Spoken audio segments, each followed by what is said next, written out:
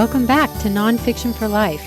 I'm your host, Janet Perry, and today I'm really excited to introduce a top-notch author, Liz Wiseman. But before I do that, I want to thank you for your comments, your feedback, your reviews. We appreciate all of that. We're finding that book groups are turning to Nonfiction for Life for ideas that they can use for group discussions. And now let me tell you about Liz Wiseman. She teaches leadership to executives and emerging leaders around the world. She's the president of the Wiseman Group, a leadership research and development firm headquartered in Silicon Valley. Some of her recent clients include Apple, Disney, eBay, PayPal, Facebook, Gap, Google, Microsoft, Nike, Salesforce, Twitter, you name it. She has traveled and worked in 45 different countries around the world. Liz gets around, and people are using her name as a household word now.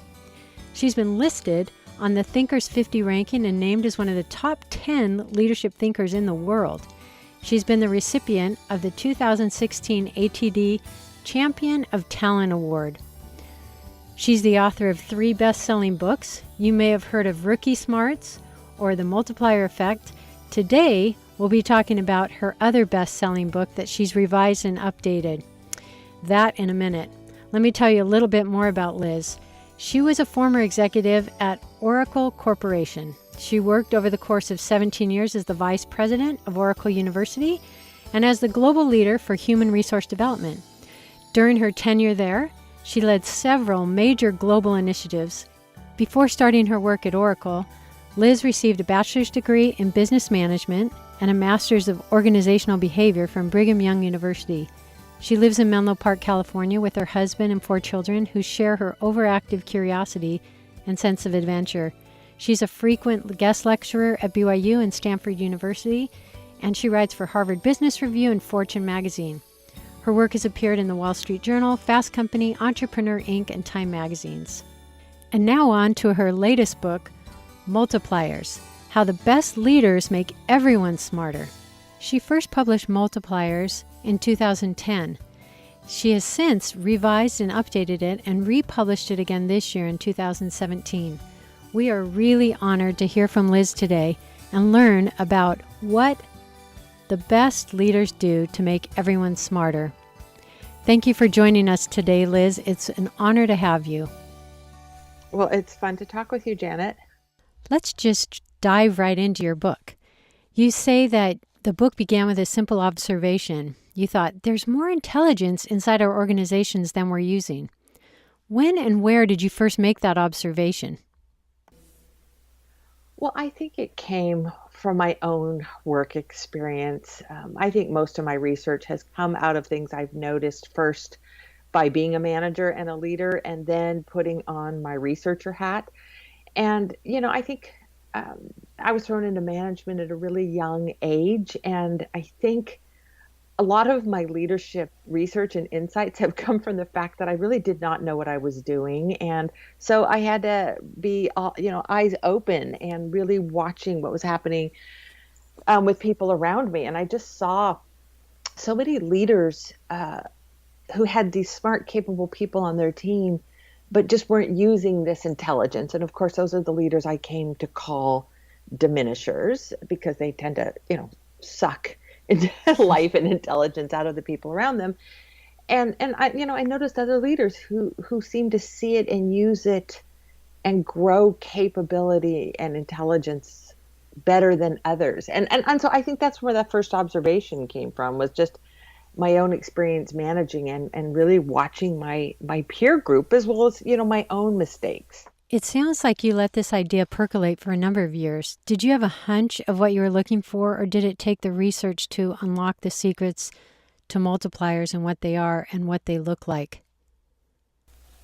Oh, it did percolate for a very long time. And, I think it's the observations we have that inform the questions we ask. And it took me a while to figure out what was the essential question I was really trying to ask. And it was, why do some leaders, I call diminishers, drain capability and intelligence from their teams, while other leaders that I call multipliers amplify it and produce better results. So it took me a while to bring that into focus, and really that catalyzing moment for me where it turned from an observation to an obsession was coaching one particular executive, and he still is, an absolute genius, this Mensa level intelligent person who I was coaching, who was really, really smart, but struggling with how to bring other people along with him.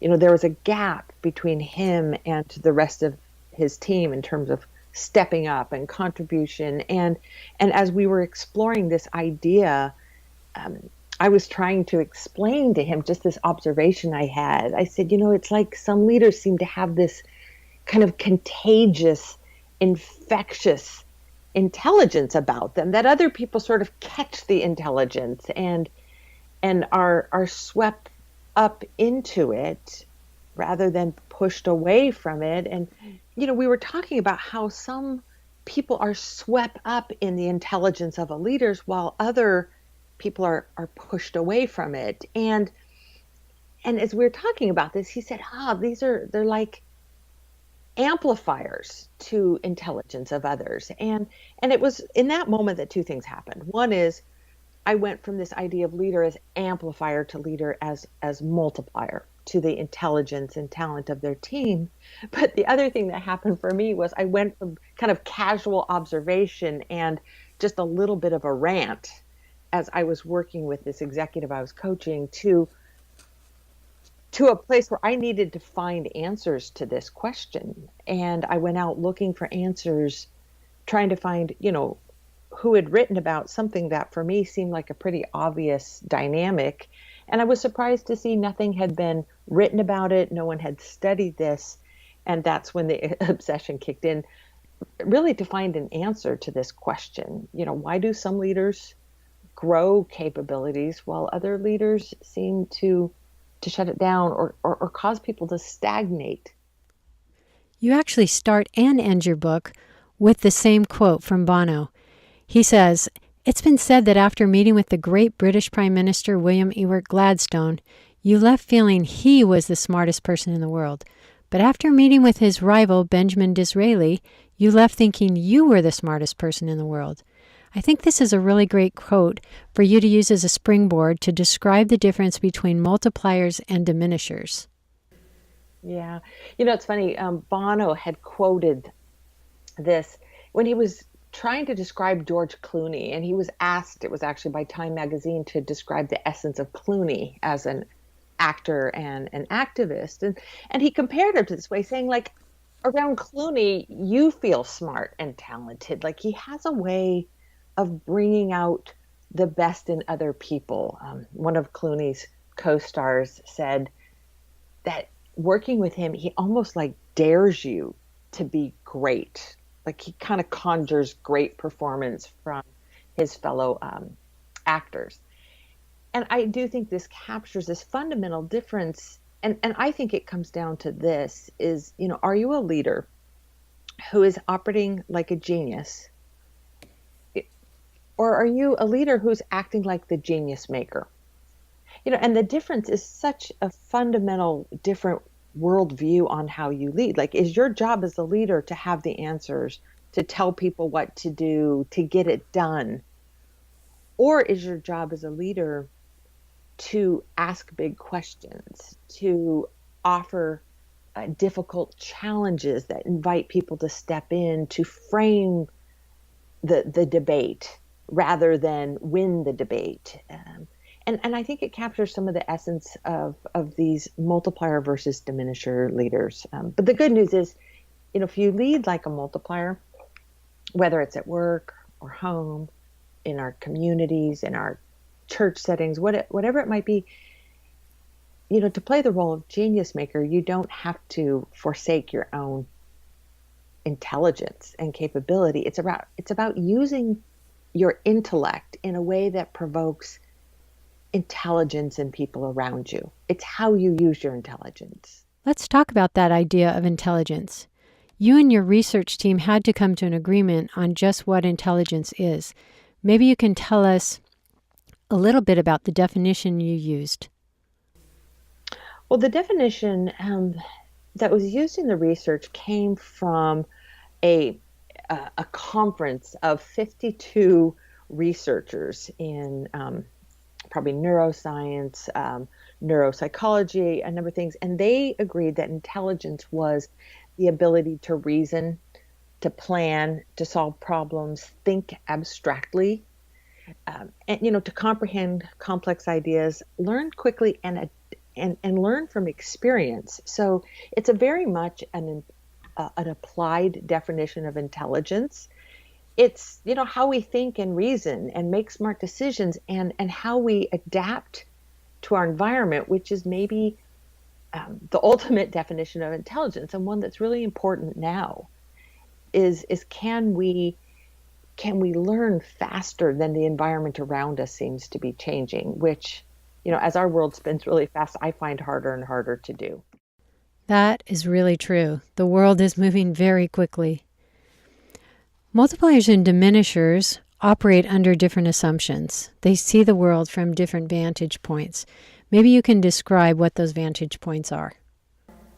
Yeah, the essence of my research was looking at what causes these leaders, what causes the dynamic in other people. What is it that these leaders do that shapes the capability of people around them? And honestly, I started really focused on what they do, their behavior, because that's what's on the surface. But I was also interested in their mindsets, how their worldview, what do they believe, what do they assume to be true. But and here's what's interesting, Janet. When I started this research, I figured, completely erroneously, I figured that people would have a really easy time describing the behavior of their leaders. In fact, as you're listening to this, maybe you can be thinking, who was a leader who brought out the very best in you? You did your best work around, versus a leader who caused you to hold back and play it safe. And for the listeners for this podcast, be thinking about, what did those leaders do? And then a second question would be, what did those two different leaders, the multiplier and diminisher, what did they assume? Okay, so I want you to be just thinking. In fact, my preference would be to ignore everything that I might say in the next couple minutes and just be thinking about your own leaders. When I asked people to do this in their research, I assumed that people would have a very easy time describing the behavior of their leaders and have a really hard time describing people's assumptions. Because after all, how do you really know what somebody else is assuming? Those are kind of their secret thoughts, what's going on in the back of their mind, and the behavior is obvious. And what's funny is I had it exactly wrong, exactly opposite. What I noticed, and I still notice today, is that people really have to think hard about behavior. Wow, what did that person do who sort of shut down others? What did that person do who brought out the best? But when I ask them, what did they assume to be true? Bam, instantly people can recall this and share this, which I just find fascinating, that people's deepest held beliefs seem to be so apparent as we're working together. And what I found when I asked about the mindsets and assumptions of these diminishers and multipliers, what I found is that the diminishers tend to operate from this assumption that nobody's going to figure it out without me. That I am I'm sort of the hub of the wheel, that I am needed, that I'm in charge, therefore people need to come to me to figure out what they're supposed to do or how to do it or if they're doing it right. And sometimes that assumption was kind of a little bit of a nefarious assumption, no one's going to figure it out without me. But sometimes it was just this belief that I'm needed and my job is to be helpful. People need me to figure it out. That was a diminisher assumption, and the multiplier assumption was very, very different, very simple, but very different. And I hope everyone's been thinking about what did your multiplier believe about you, about the team, etc. We found that multipliers tend to believe that simply put, people are smart and can figure it out. And it's a really simple but powerful assumption. And in some ways, you don't need management books. You don't need my management book. You don't need management courses. What you need is the assumption, because what happens when you come into work, or you lead a team of volunteers, or you try to get your family out the door and to the airport on time, or whatever it is you're trying to lead a group to do. How do you tend to operate when you really believe that the people you're leading are smart? They're capable. They can think and act with reason. They can solve problems.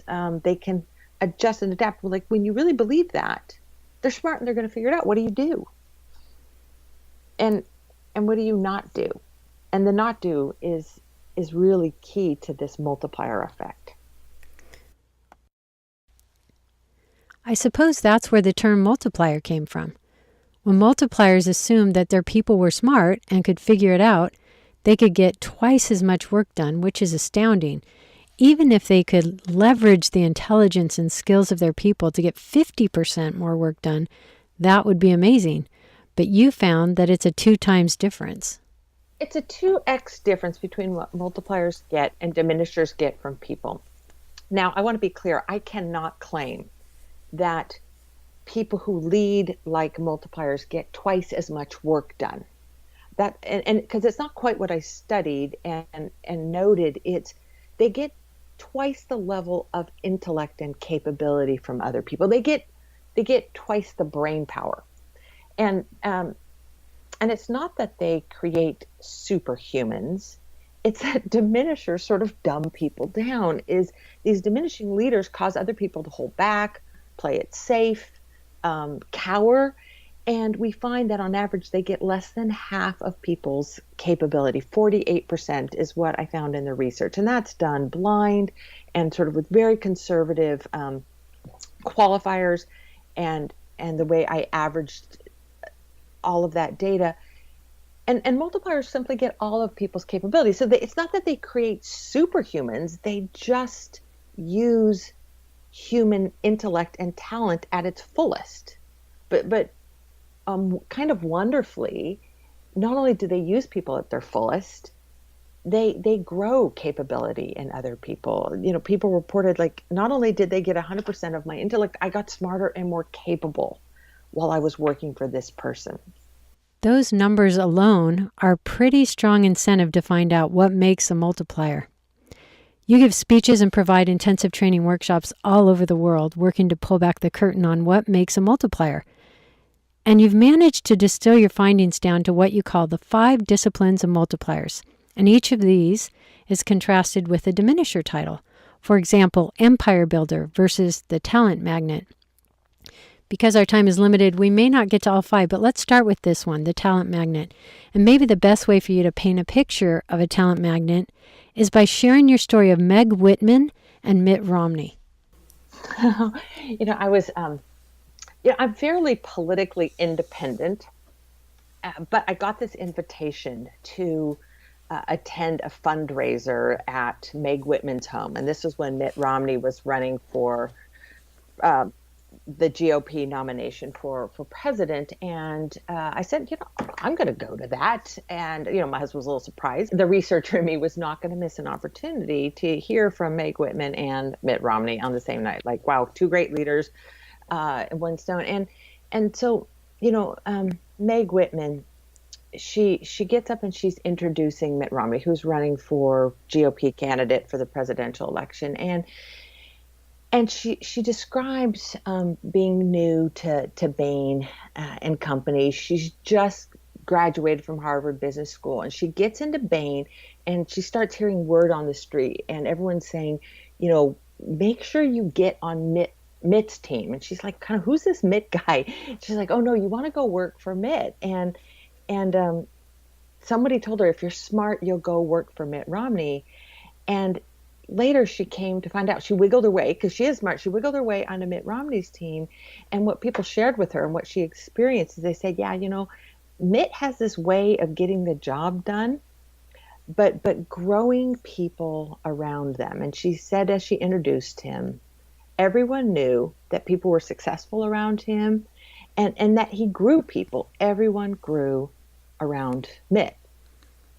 And then she went on to give a little more information in him, and then and he spoke. And it's interesting, I then went and talked to a number of people who worked for Mitt Romney, and whether they maybe agreed with him politically or not, people said the same thing. Yeah, I grew around him. And this is the essence of what these talent magnets do, is they don't just hire people and acquire resources. They deeply use people in a way that grows their talent. They see and recognize people's native genius, and then they really put it to work so that people's intellect and genius gets fully used, but grown. And think of it this way: who doesn't want to go and work somewhere where your own brilliance, the thing you do just naturally, easily, and freely, it's seen, it's appreciated, it's used, it's stretched, it's grown, and then somebody shines a spotlight on that. Like, sign me up for this job. Like, this is, most of us want to go work in this kind of an organization because it's maybe a little bit exhausting, because we find these multipliers deeply use people. But people declare it to be an exhausting but exhilarating kind of experience. And this kind of multiplier, as well as the other multipliers you describe, all seem to have a certain degree of humility about them. For example, talent magnets aren't threatened by their employees moving up and out. In fact, they seem to kind of expect it. Yeah, often when I'm sharing some of this research, someone will usually raise their hand and say, oh, do multipliers have better retention rates, employee retention rates than these diminishers? And I say, actually, maybe surprisingly, but not so surprisingly, no, they don't. In fact, in some ways, they have worse retention rates because they engage people and they use people, but they don't hoard talent. When somebody's ready to move on to the next stage of their career, the next biggest job, they release talent back into the marketplace. Like they're the kind of leaders who, if one of their peers says, man, we got a real problem with this, they don't sit there quietly in the meeting and say, man, I got a guy who's a genius at that, but there's no way I'm letting him go because I need him. They say, you know what? You need Sunir on this. And they would promote, both in both senses of the word, sort of promote people into bigger jobs, up and out from them, but they also promote other people, like, hey, you know what, Sunir is brilliant at this, you're going to want him. And they release these resources, and it's not so much this noble sacrifice, because we find these kind of managers have a steady stream of people who are wanting to come work for them. They're the kind of bosses that everyone wants to go work for. So they build a reputation out in the marketplace of, kind of like, as what Meg Whitman found out at her early days at Bain & Company. They're like, everyone wants to work for Mitt. Mm-hmm. There's a steady stream of people ready to go and work for you when you lead this way. The next discipline of multiplier you describe is a liberator, which you contrast with the diminisher known as the tyrant. Can you tell us how a liberator operates? That was one of my favorite terms to arrive at, is I was trying to find a term that really described the effect that these leaders have on people. And I chose liberator because it's almost like they free people from the oppressive forces of hierarchy. Because, organizations, once you get more than half a dozen people together, you build hierarchy into the system. And hierarchy in and of itself tends to silence people, to suppress voices, often giving deference to those at the top and silencing people at the bottom. These leaders, they create space for other people to contribute. They create safety for people to speak up and to take risks and do their best work. Whereas the diminishers, instead of creating intellectual safety around them, they create anxiety and stress that causes people to hold back. In that same chapter about liberators, I found a key question that had been running through my mind as I read your book. And the question is, how smart do you have to be a multiplier? Can you tell us who answered that question for you and what he said? So that came from Bill Campbell. And, Bill was the former CEO of Intuit. And Bill's background, he was a football coach. And he actually played football for Columbia University. He then was the head football coach for Columbia and then went into business. And he said he carried into business, a real know-it-all attitude until he got some tough feedback and they're like, hey, Bill, no one wants to work for you because, you're so quick to answer, to solve all the problems. They're like, it was almost like they gave him dude, give us space. Let us do our jobs. It really changed Bill as a leader. And he said, I learned to work with engineers because he led software companies. He was the CEO of Intuit. And he said, I learned to work with engineers out of like a deep appreciation for their genius. He said, their minds do something differently than my mind does. And I remember he told me, he goes, I learned never give an engineer a solution. Like never tell an engineer, here's how to solve a problem. He said, my job as a leader was to define the problem and then let the engineer find an answer. And I think Bill captures this essence of, how you use your own intellect is you've got to be smart enough to know the question to ask and then to learn from the people around you. And I think it really reinforces what I believe is the most important thing for leaders to understand right now is we are working in an environment where there's so much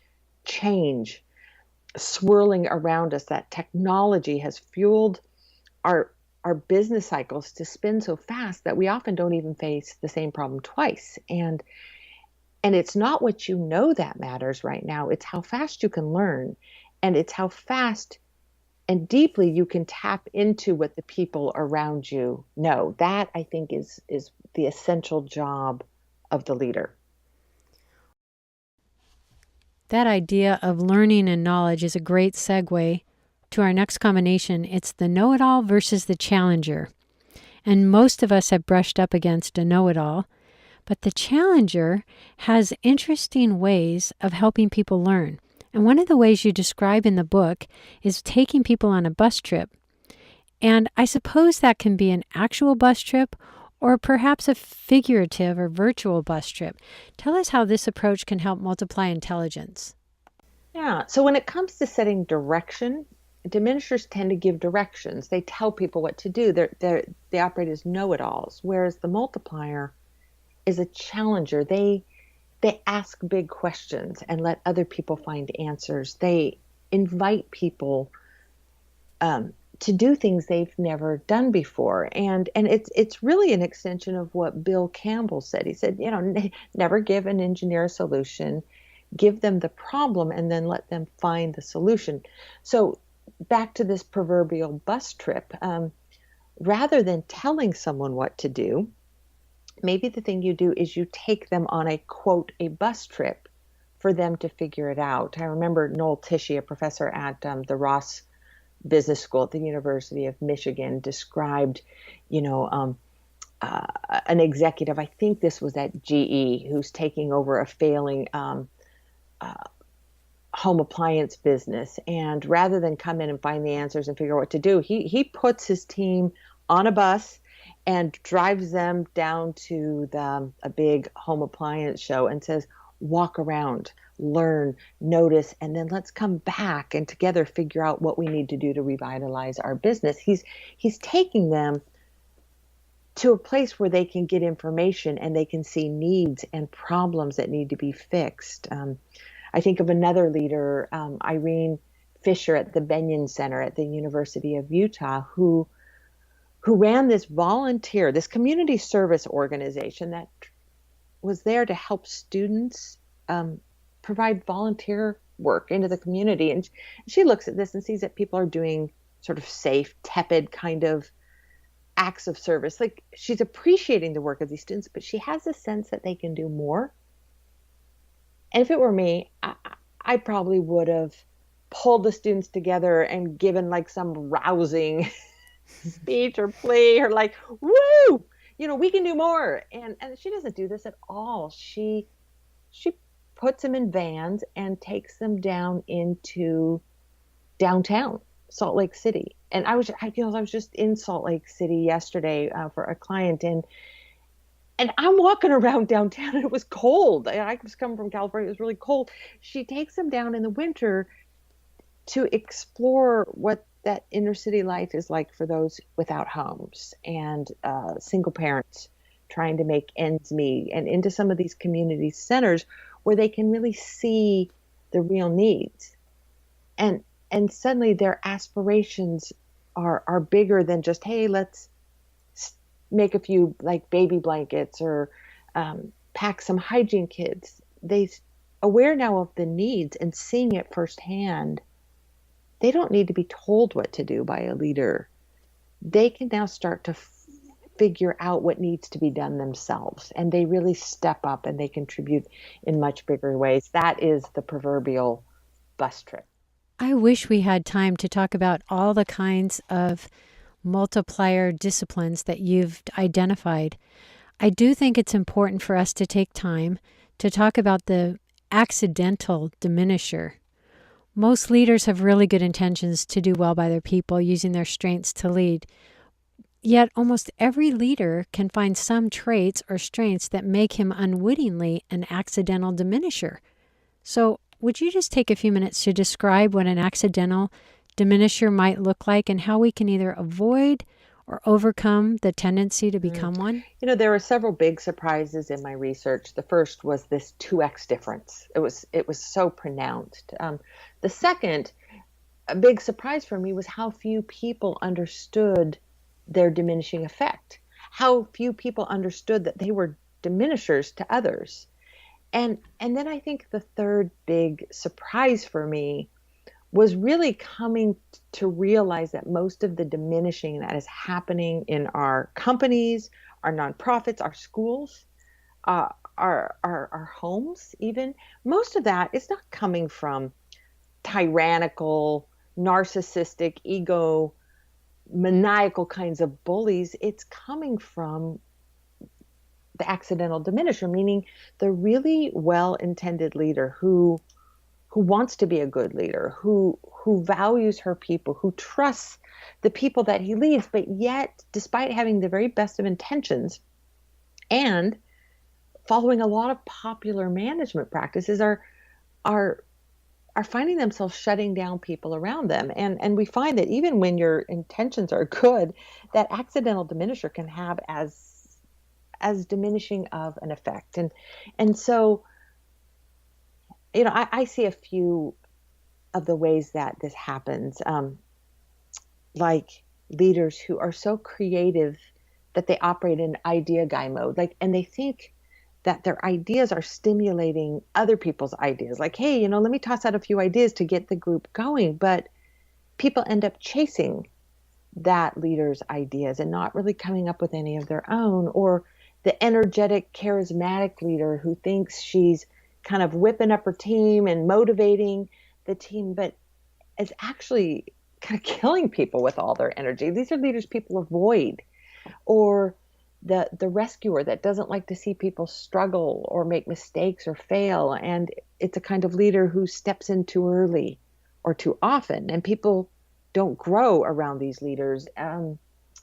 These leaders are like banyan trees, those big shady trees you see in a number of the tropical regions that are shady and provide comfort, but nothing grows under them.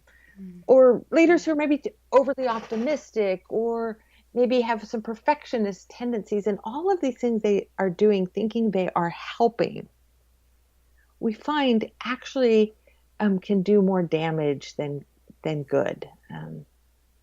That's the accidental diminisher. Those are great things for leaders to be aware of. Speaking of surprising findings, you actually front-load your book with a little section called Surprising Findings. And I think it's really important for our listeners to know that multipliers aren't necessarily just a grandfatherly type figure who passes out candy. Can you tell us what some of those findings are that will help us identify a real multiplier? So one of the things that surprised I don't know if it surprised me. It surprised my publisher. When I sent the first manuscript off to my publisher at HarperCollins, Hollis Heimbach, she, she said, among a number of things, she was so surprised at how hard-edged these leaders were. And she said, wow, these are not cupcakes and kisses kinds of leaders, not bear hugs and candy.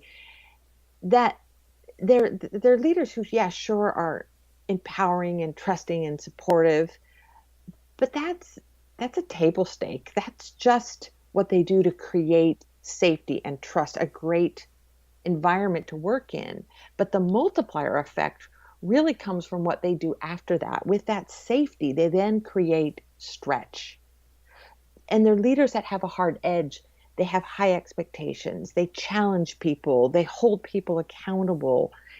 Oftentimes people said, man, I would do just about anything not to disappoint this leader. So they weren't just leaders who appreciated you. They were leaders who deeply used you. Again, safety for you to do your best thinking, but then stretch. They're going to demand your best work and stretch you to do even greater work. And I think that really sums up what multipliers do at their essence: safety and stretch, safety and stretch. And people grow and do brilliant work around them. Thank you so much for sharing your insights with us today, Liz. If we had more time, I'd have you talk about dealing with diminishers, but we'll just turn our listeners to your book for that. Before I let you go today, I want to give you a chance to add anything else that you feel is important to leave with our listeners. Janet, good talking to you. And, I think I would just end with a challenge, not to spend, for anyone who's listening, not necessarily to worry about, am I being a diminisher or being a multiplier? It's more, how do I turn what could be diminishing dynamics into multiplier moments? How do I lead in a way so that I create as many multiplier moments as possible so that people can do their very, very best work for me and around me? And that's how you get this multiplier effect going across your team. That's great advice to end with. Thank you so much, Liz, for being with us today. You've been listening to business thought leader Liz Wiseman, author of Multipliers: How the Best Leaders Make Everyone Smarter. You can find a link to her book on our website and on the show notes. We love seeing our community growing. We're finding that people really do want a place to go that curates books that are insightful, inspiring, and uplifting. If you have suggestions for authors or books that you'd like us to highlight, please let us know. You can go to any of our social media channels, Facebook, Instagram, or Twitter, and let us know. I'm your host, Janet Perry, and this has been another episode of Nonfiction for Life. Remember, at Nonfiction for Life, we believe there's something for everyone. We'll talk to you next time.